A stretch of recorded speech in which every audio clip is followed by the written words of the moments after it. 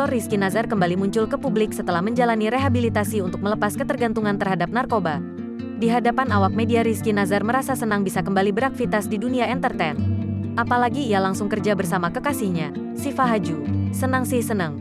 Balik kerja, ucap Rizky Nazar di kawasan MH Tamrin, Jakarta Pusat, Rabu, tanggal 2 Maret tahun 2022. Namun, Rizky Nazar masih irit bicara.